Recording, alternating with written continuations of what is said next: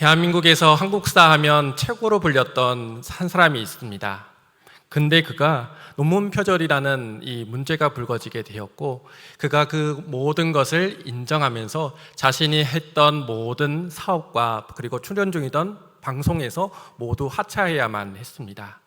하루아침에 정상에서 땅에 떨어졌다 보니 온 세상이 하얘지고, 그리고 모든 것이 꿈만 같아졌다라고 그는 이야기를 합니다. 그를 더 움츠러들게 만들었던 것이 무엇인가 하면 이 역사기꾼 설민석이라는 별명과 함께 사람들이 진짜로 그런 것인지 내가 그렇게 느끼는 것인지 잘 알 수는 없지만 손가락질을 받는 것이 무척 힘이 들었다고 합니다.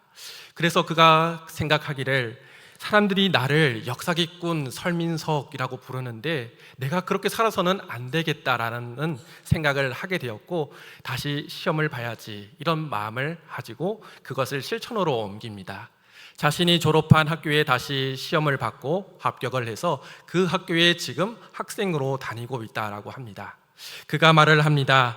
60대, 70대, 80대에 이르러서 또 어떤 고통과 한계가 나를 기다리고 있을지 나는 알지 못합니다. 하지만 어떤 것이 나를 두렵게 만든다 할지라도 뚜벅뚜벅 앞으로 걸어갈 것이란 것은 확신합니다. 이렇게 말을 합니다.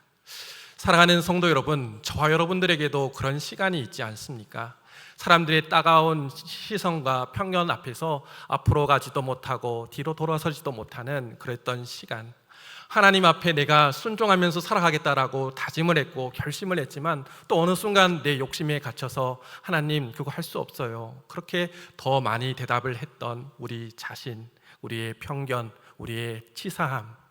오늘 말씀 안에는 우리와 비슷한 베드로가 등장을 합니다. 그는 주님을 참으로 끔찍하게 오해했고 주님 앞에 편견을 가졌습니다. 그래서 오늘 똑같은 실수를 또 반복하는 모습이 나오고 있는데, 오늘 말씀에서는 다른 모습을 보여줍니다. 사랑하는 성도 여러분, 오늘 말씀을 자신을 통해서 잘 비추어 보면서 저와 여러분들도 다시금 주님과 함께 앞으로 뚜벅뚜벅 걸어가실 수 있는 그런 믿음의 사람들이 되실 수 있기를 주님의 이름으로 축원합니다. 편견이란 무엇이겠습니까? 또 사람은 어떻게 편견에 빠지게 될까요? 편견이라는 말을 사전에서 찾아보면 생각이 한쪽으로 치우쳐져 있어서 바르게 바라보지 못하는 것을 편견이라 한다라고 정의를 내리고 있습니다. 예를 들어서 하나님으로부터 창조를 받은 사람이 하나님이 말씀하신 것을 집중하지 못하고 내 생각을 지키고 나의 뜻대로 나답게 살아가는 것이 더 중요하다고 생각을 해서 이 자기 마음대로 살아가고 하나님의 말씀을 듣지 않는다라고 한다면 과연 그 사람이 어떻게 되겠습니까? 마치 기계를 순서대로 켜서 기계를 순서대로 꺼야지 아무런 탈이 없이 기계를 오래 사용하는데, 그렇지 못하고 아무렇게나 켜고 아무거나 눌러서 기계가 점점점 문제가 발생하고 이 기계가 망가지는 것처럼 사람이 하나님의 말씀을 듣지 않고 자기 멋대로 살아가다 보면 어느 순간에는 멀쩡할 수 있을지는 몰라도 어느 순간에는 고장나기 시작하고 그리고 망가지는 인생을 보이게 되며 나중에는 도저히 손쓸 수 없는 그런 상황에 이르게 되어서 그 사람은 심판을 받게 되어집니다. 오늘 사도행전에 나오는 하나님은 이방인들이 하나님의 복음을 빨리 받아들이기를 그 누구보다 바라시고 원하셨습니다. 사람을 통하여 일하시는 예수님께서 베드로를 찾아오신 이유도 바로 그 이유에서였던 것입니다. 그런데 베드로는 복음은 유대인에게만 허용이 된다, 그리고 구원은 이 이방인들에게 필요가 없다라는 그런 생각에 갇혀 있게 되었고 하나님의 그 뜻을 알지 못하는 수긍으로 빠져들게 되어지고 말았습니다. 문제는 여기에서 시작이 됩니다. 사랑하는 성도 여러분, 편견이라는 것이 언제, 어떻게, 어디에서 생겨나는 것일까요? 지난날 베드로가 예수님께서 바다 위를 걸어오시는 것을 봤는데, 그런 예수님을 보고 베드로가 이야기하기를 주님, 저도 말씀을 하셔서 바다 위를 걸어오라 하셔서라고 그렇게 주님께 청하였습니다. 그래서 어디를 걸었습니까? 바다 위를 걸어오게 되었습니다. 그런데 그가 숱하게 겪고 아픔을 느껴왔었던 큰 바람과 파도를 발견하고서 그 자리에 빠져버리고 말았습니다. 그에게는 큰 트라우마가 있었던 것이죠. 그래서 이렇게 소리를 칩니다. 마태복음 14장 30절 말씀 함께 읽어보겠습니다. 바람을 보고 무서워 빠져가는지라 소리질러 이르되 주여 나를 구원하소서 하니 뭐라고 외쳤습니까? 주여 나를 구원하소서 하니 주님을 굳게 바라봐야 할 이 베드로가 그 하나님을 주님을 바라보지 못하고 자신의 생각과 자신의 경험의 바다를 바라보니까 그곳에 빠지고 말았던 것입니다. 신앙인의 편견은 바로 이렇게 자신의 생각과 자신의 어떤 경험을 바라보게 될 때 찾아오는 것입니다. 그 편견에 갇혀 있으면 그 사람은 넘어지게 되고 말게 되는 거죠. 우리가 잘 아는 시인 중에서 나태주 시인이 있습니다. 그가 의심하지 않겠네 라는 시에서 이런 시를 썼습니다. 나만이 어리석어 주님을 몰랐었네. 말로만 안다 하며 참말로 몰랐었네. 벼랑 끝에서 구해주신 하나님, 나의 하나님, 놀라워라 고마워라 나의 주 나의 하나님. 작은 바람에도 흔들리는 나의 영혼 주님께 맡기겠네. 의심하지 않겠네. 시인은 넘어져서야 깨달았습니다. 자신의 어리석은 그 시선 때문에 주님을 바라보지 못했고 그랬기 때문에 자신이 넘어졌다라고 그렇게 노래를 하고 있는 것입니다. 사랑하는 성도 여러분, 우리들도 편견 안에서 선입견 안에서 주님을 바라보지 못하면 인생에서 넘어지는 것이 발생합니다. 저는 헬스장에 다니고 있는데요. 헬스장에 다니면서 이런 생각을 했습니다. 이 헬스장만 가면 무조건 몸짱이 되고 몸이 튼튼해질 거다, 그런 생각을 하게 됐습니다. 그런데 이 생각이 참 독이더라고요. 이 다니면서 자꾸 다른 사람의 근육을 비교하게 되고 생각을 하게 되면서 나는 안 되는가 보다, 나는 한계가 있나 보다, 이런 생각을 하게 됐는데 주님께서 그 생각을 바꿔주셨습니다. 사역을 하다가 지치지 않을 만큼 체력을 기르는 것이 목표가 되어야 된다라고 그렇게 생각을 바꾸게 되니까 주님께서 주신 이 생각 때문에 아주 자유로운 마음이 되었고 다른 사람과 비교하지 않고 튼튼하게 몸을 만들어가고 있습니다. 무튼 이 말씀의 뜻이 무엇인가 하면 편견을 벗고 하나님이 주신 것을 바라볼 수만 있다면 우리가 여유를 가질 수 있다라는 것을 말씀드리는 것입니다. 그런데 편견 안에 있으면 우리들이 하나님의 사역을 막을 수 있다라는 사실을 기억을 해야 합니다. 주님께서는 우리에게 할 수 있다, 된다, 너는 해봐야 된다라고 말씀을 하시는데 우리가 생각하기를 나는 안 된다, 할 수 없다, 못한다라는 생각에 갇혀 있다면, 그런 편견의 바다에 빠져 있다라고 한다면 우리 생각 때문에 하나님이 주신 일들을 바라보지 못하는 것이니 우리의 모습이 얼마나 바보 같은 모습을 하고 있는 것이겠습니까? 그렇게 되지 않기 위해서는 편견을 깨야 됩니다. 어떻게 편견을 깹니까? 내가 편견을 깰 수 있습니까? 내가 편견을 깰 수 없습니다. 그렇다면 누가 편견을 깨주어야 되는 것입니까? 바로 우리 하나님께서 저와 여러분의 편견을 깨어주어야 하는 것입니다. 우리 하나님께서 편견을 깨시는 방법 중에 하나가 무엇인가 하면 그것은 바로 하나님이 세워 동력하게 하신 사람들을 통해서 우리의 편견을 깨십니다. 우리 1절과 9절의 말씀을 각각 한번 읽어보도록 하겠습니다. 가이사랴에 고넬료라 하는 사람이 있으니 이달랴 부대에 하는 군대의 백부장이라. 9절이요. 이튿날 그들이 길을 가다가 그 성에 가까이 갔을 그때 베드로가 기도하려고 지붕에 올라가니 그 시각은 제6시더라. 하나님께서 이방인의 구원과 그리고 복음의 물꼬를 트는 일에 한 사람을 단독적으로 사용하지 않고 고넬료와 베드로를 함께 사용하신다는 것을 우리가 주목할 수 있어야 됩니다.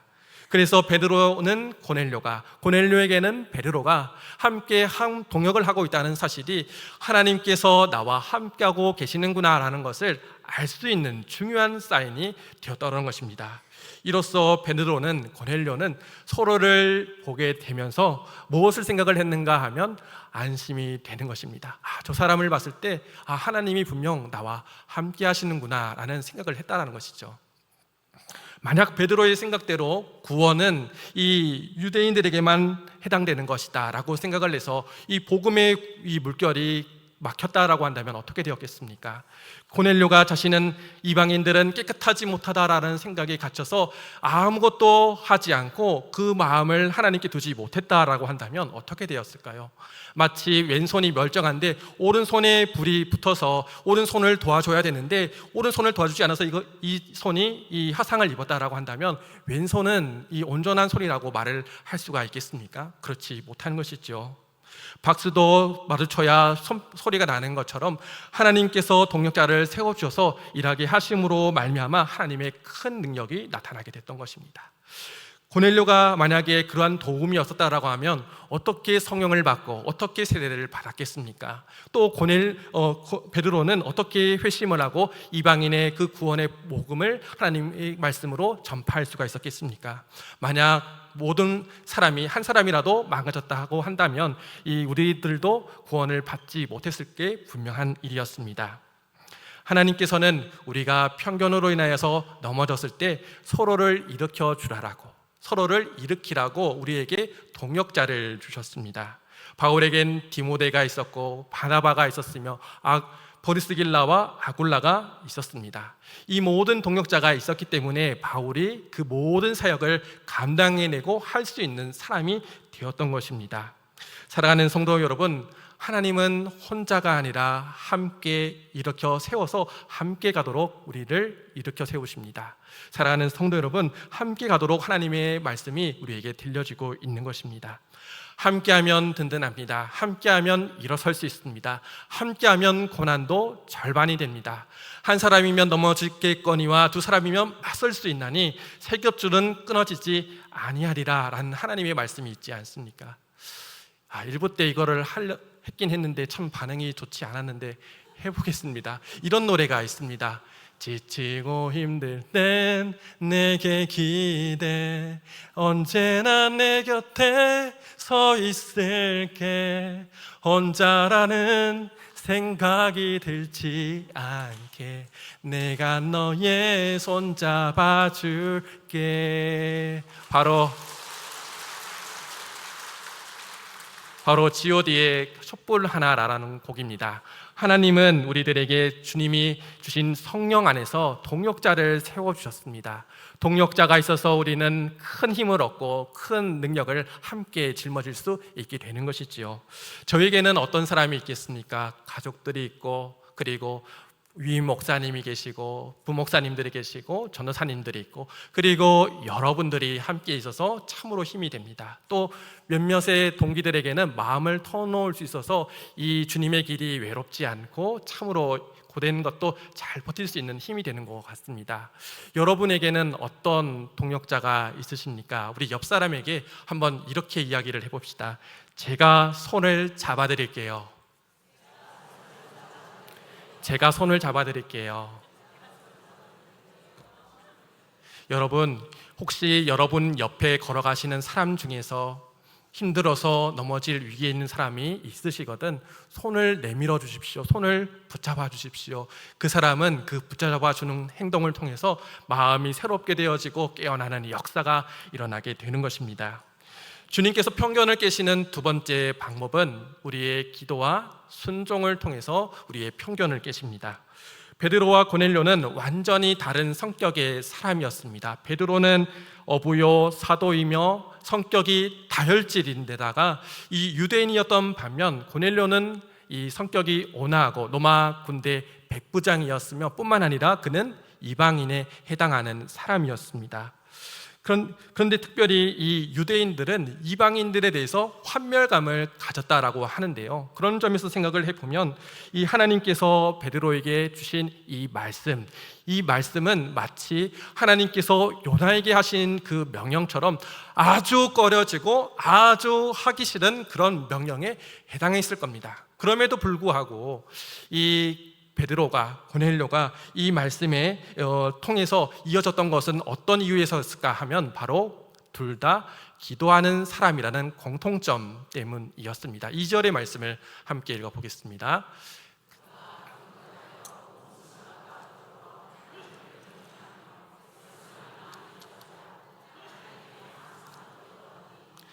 하나님께 항상 기도하더니 하나님께 항상 기도하는 사람이었다. 그런데 기도만 하는 것이 아니라 기도한 것 중에서 하나님의 들려오는 말씀을 듣고 순종으로까지 맺어져 갔던 사람이 바로 고넬료였습니다. 하나님의 말씀대로 이 사람을 베드로에게 보냈고 또 베드로를 초청하여서 말씀을 듣고 이렇게 순종으로 나가다는 사람이라는 것입니다.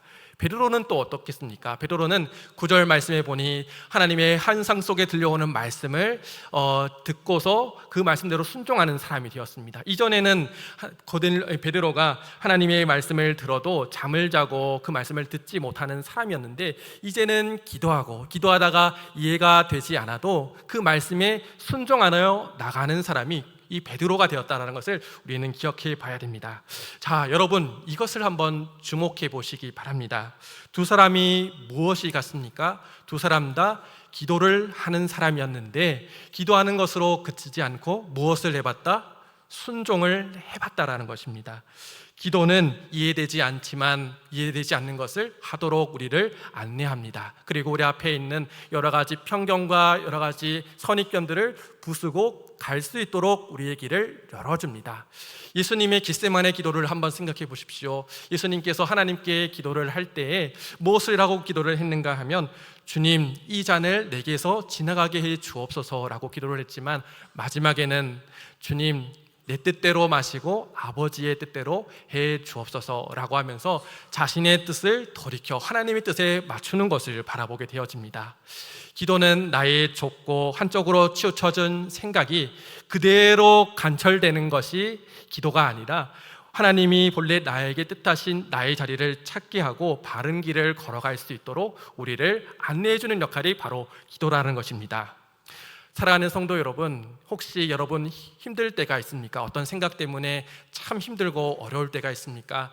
안 된다, 못한다, 할 수 없다 이런 생각이 들 때마다 여러분 마음속으로 계속 기도하시기 바랍니다. 나는 못하지만 하나님은 하신다. 나는 부족하지만 하나님이 채우신다. 더 나아가서 나는 아니지만 하나님께서는 나를 옳게 여겨주신다.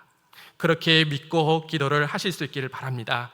그러면 내 안에서 착한 일을 시작하신 그 하나님께서 저와 여러분의 모든 상황과 역경들을 바꾸셔서 역전의 기회를 우리에게 허락해 주십니다. 하나님께서 우리의 편견을 깨시는 세 번째 방법은 무엇인가 하면 우리 하나님 아버지의 사랑을 통해서입니다. 우리 하나님 아버지의 사랑을 통해서 우리의 편견을 깨게 하십니다. 하나님께서 왜 베드로에게 환상으로 말씀을 하셨을까 생각해 본 적이 있으십니까? 하나님께서 실제로 나타나셔서 베드로에게 이렇게 말씀을 하셨다라고 한다면 이방인들을 환멸하는 베드로가 왜 하필 이 더러운 일을 힘든 일을 나에게 시킬까라고 하면서 또다시 예수님을 펴요 도망했을지 모릅니다. 그러나 다시 이렇게 환상을 통해서 베드로에게 말씀을 해주시는 것을 보면서 베드로가 여러 가지 고넬료가 보낸 사람이 찾아오고 성령의 지시가 들려지며 여러 가지 일들이 점점점 이루어져 가는 것을 보면서 하나님께서 나의 뜻이 나의 생각이 틀렸다라는 것을 말씀하시고 계시는구나, 이것을 비로소 깨닫게 만들어졌다라는 겁니다. 또 한 가지는 하나님의 열심을 보게 되었습니다. 우리 11절부터 13절 말씀을 함께 읽어보도록 하겠습니다. 하늘이 열리며 한 그릇이 내려오는 것을 보니 큰 보자기가 같고 네 기를 메어 땅에 들이웠더라. 그 안에는 땅에 있는 각종 네 발을 가진 짐승과 기는 것과 공중에 나는 것들이 있더라. 또 소리가 있으되 베드로야 일어나 잡아 먹어라 하거늘. 주님이 환상 중에 보여주신 이 보자기 안에는 이 유대인의 규정에서 정했던 동물도 있었지만 부정한 동물도 함께 있었습니다. 주님께서 이것을 잡아먹어라 라고 그렇게 말씀을 하신 겁니다. 이 말씀은 무엇인가 하면 네가 아는 그것을 따르지 말고 내 말을 따르고 나를 따라오렴이라고 말씀하시는 거였습니다. 그런데 베드로가 무엇이라고 대답을 했습니까? 이 깨끗하지 않은 것을 내가 이전까지 먹은 일도 없고 내가 이것을 먹지 않겠습니다. 주님께 그것을 그렇게 말을 했다라는 것입니다. 주님이 어떻게 하셨습니까?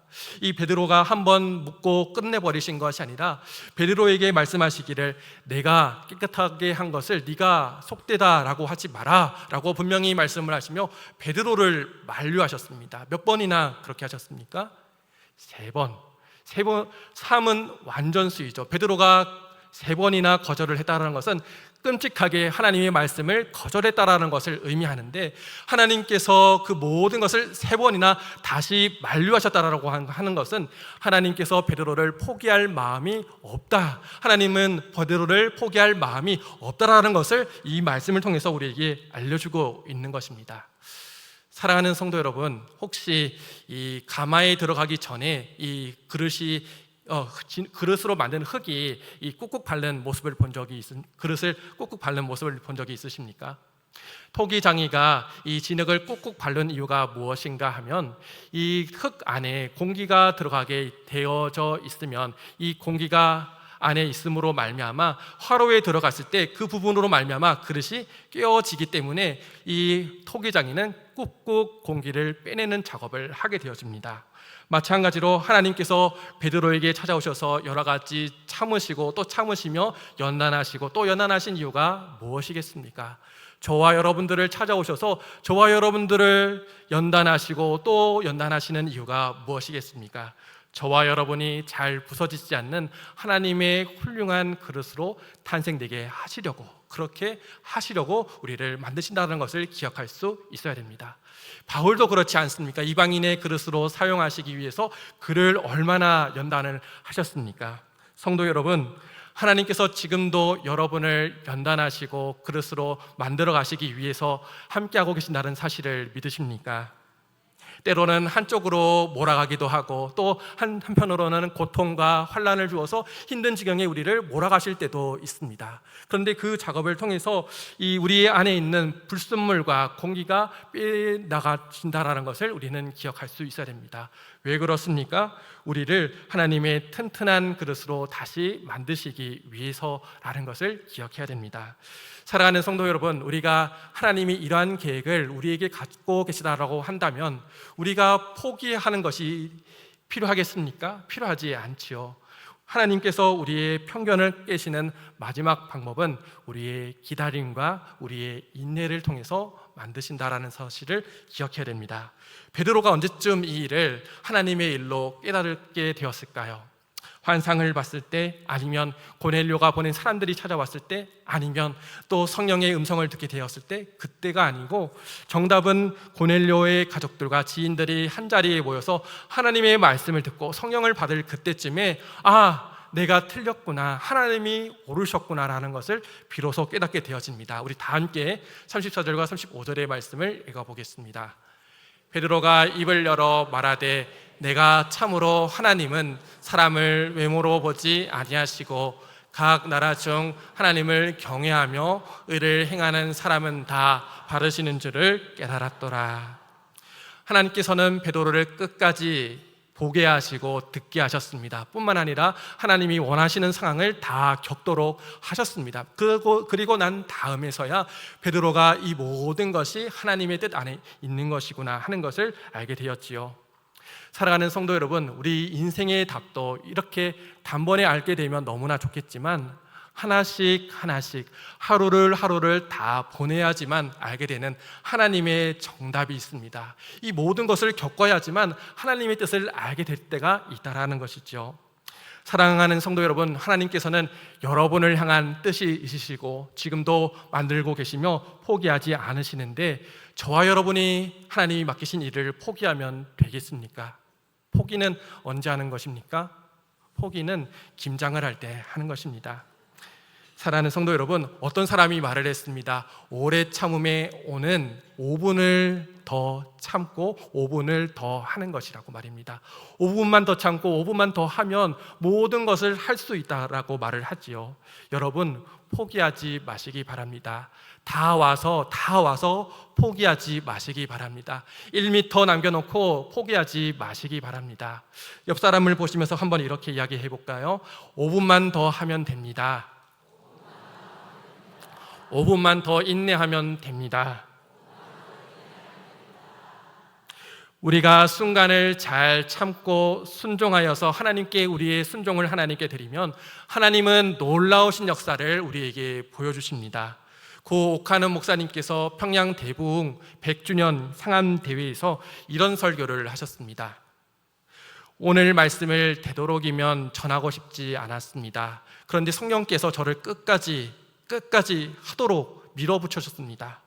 그 말씀은 사대교회 사자들에게 하시는 말씀입니다. 바로 오늘날로 말하면 목회자들에게 하시는 말씀이지요. 여러분, 입만 살고 행위가 죽어버린 한국교회를 만든 책임이 누구에게 있어? 라고 성령께서 물어보신다라고 한다면, 청중의 반응이 싸늘하면 복음을 변질시키고 전하지 않은 책임이 누구에게 있어? 라고 하신다면, 여기에 있는 목회자 중에 나는 아니요 라고 할 사람 있습니까? 이렇게 설교를 하시면서 마지막에는 이렇게 기도를 하십니다. 주님, 이놈이 죄인입니다. 입만 살고 행위가 죽어버린 한국교회를 만든 장본인입니다. 아버지, 주여 불쌍히 여겨 주옵소서. 이 한국교회를 깨끗하게 하옵소서. 이렇게 그 상암 경기장에서 기도를 하시는 것이었습니다. 목사님께서 자신이 죄인이고 자신이 한국교회를 망친 장본이라면서 이렇게 회개를 하니 그곳에 모인 모든 성도들이 회개의 영을 받고 뜨겁게 하나님께 기도하는 역사가 일어나게 되었습니다. 우리들도 마찬가지입니다. 하나님은 우리에게 원하시는 것이 있습니다. 그래서 저와 여러분들을 부르셨습니다. 그래서 우리들은 불가능함을 뛰어넘어서 성령님께 반응하는 그런 사람들이다라고 할 수 있겠지요.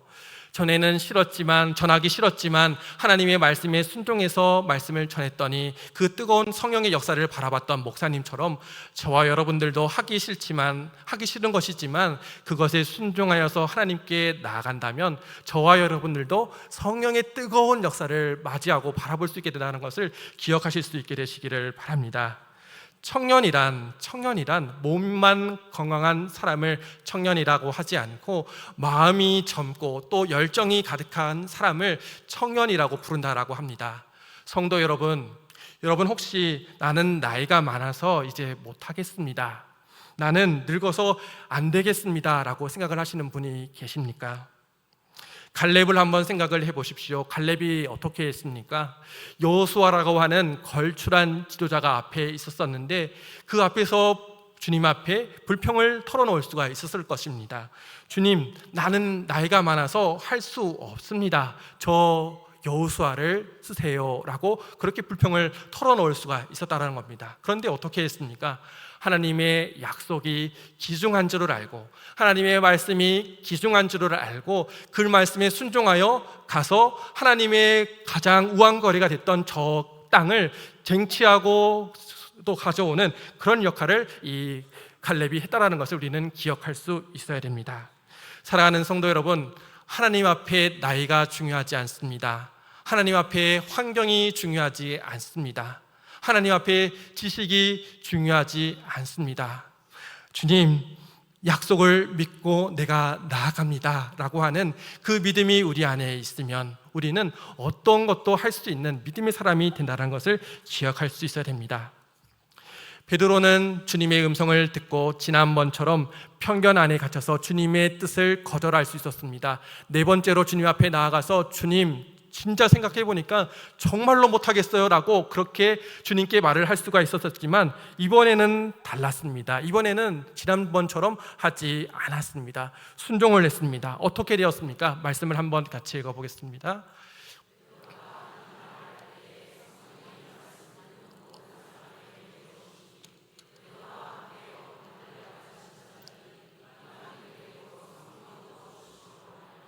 논란이 이는 방언을 말하며 하나님 높임을 들음이러라. 아멘.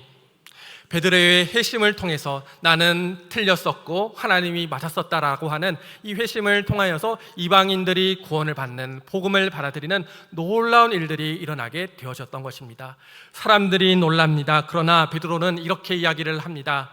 이에 베드로가 이르되 이 사람들이 우리와 같이 성령을 받았으니 누가 능히 물로 세례 베풀물 금하리요. 누가 이것을 금하리요. 이 말씀은 무엇인가 하면 하나님이 하시는 일인데 어떻게 그것을 막을 수가 있는가라는 것입니다. 무엇을 막습니까? 하나님의 열심을 우리가 막을 수 없다라는 뜻이기도 합니다. 사랑하는 성도 여러분, 오래되기는 하였지만 혹시 여러분들에게 주님이 찾아오셔서 얘야, 내가 이거 필요한데 나와 함께 하지 않겠니? 라고 물어보신 적이 있으십니까? 너무 분명하게 들었고 내가 그것을 들었다는 것을 충분히 인지하고 알았는데 거절하거나 그냥 넘어가신 적은 없으십니까? 우리가 그 편견이 깨어지면 하나님께서 하시는 놀라운 일들을 발견할 수 있고 하나님의 놀라우신 역사는 우리 세상 가운데 나타나게 되어집니다. 우리가 잘 아는 찬양 중에 똑바로 보고 싶어요 라는 찬양이 있습니다. 이 찬양은 최원순 전도사가 지은 곡인데요, 이 찬양이 유명해지자 여러 가지 설들이 돌게 되어집니다. 이 곡을 쓴 작곡자가 사실은 이 교도소에 있었는데 교도소에서 만든 곡이 이 곡이라더라. 또 두 번째는 사실 이 곡은 송명희 시인이 만든 곡인데 이 사람에게 줬다더라 라는 말도 있었고, 또 뿐만 아니라 작곡자에게는 장애가 있는 자녀가 있는데 이 자녀를 보면서 만든 곡이 똑바로 보고 싶어요 라더라. 여러 가지 설이 돌게 되었습니다. 그런데 이 찬양은 최원순 전도사가 여의도 순복음교회 장애인부 예배를 참석하면서 이 한 내성마비 자매를 보고 만든 곡이라고 하지요. 예수님을 위해서라면 자신의 몸도 드릴 수 있는데 자신은 가정 형편도 좋지 않고 몸이 온전치 않아 드릴 것은 몸밖에 없고 그것을 애통해하며 하나님께 회개하면서 기도하는 모습을 보면서 이 최원순 전도사가 그 모습을 보고 자신마저 회개하면서 하나님께 회개하는 마음으로 지은 곡이 이 곡이라고 합니다. 자매는 자신의 몸이 불편하지만 기꺼이 하나님께 그 몸을 드릴 마음과 열정이 있는데 세상이 보는 눈은 장애인은 할 수 없다, 장애인은 오히려 짐만 든다라는 그런 시선을 보내왔었지만 그런데도 계속해서 이 자매는 기도하는 모습을 보였다라는 것입니다. 여러분, 편견을 가지고 안 된다라는 마음을 가지고 있는 사람이 아픈 사람입니까? 아픈 몸일지언정 하나님께 내 모든 것을 맡기겠다라고 결심하고 나가는 사람이 아픈 사람입니까? 저와 여러분은 말씀을 드리지 않아도 누가 진짜 아픈 사람인지 다 아십니다.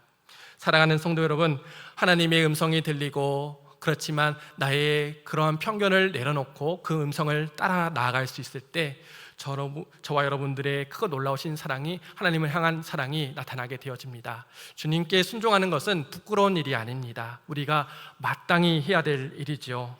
하나님께서는 저와 여러분들을 통해서도 놀랍고 기이하신 일들을 많이 하고 싶어 하십니다. 그런데 우리가 그것에 대해서 재고 생각을 계속해서 하고만 있다라고 한다면 어떻게 되겠습니까? 사랑하는 성도 여러분, 믿음으로 맡기십시다. 주님께 맡기시는 사람들이 되실 수 있기를 바랍니다. 주님께서 우리에게 말씀하시기를 얘야, 내가 정말 이게 필요하구나 라고 말씀을 하시면 단번에 그것을 대답하지는 못하더라도 주님, 그렇다면 제가 한번 해보겠습니다 라고 말씀하시는 그런 한 사람을 통해서 하나님의 놀라우신 역사는 펼쳐져 가고 이루어져 간다는 것을 기억하시기 바랍니다. 여러분을 통하여서 그러한 일들이 일어나게 되시기를 축원합니다. 이 시간 우리 말씀을 기억하시면서 똑바로 보고 싶어요 함께 찬양 드리겠습니다.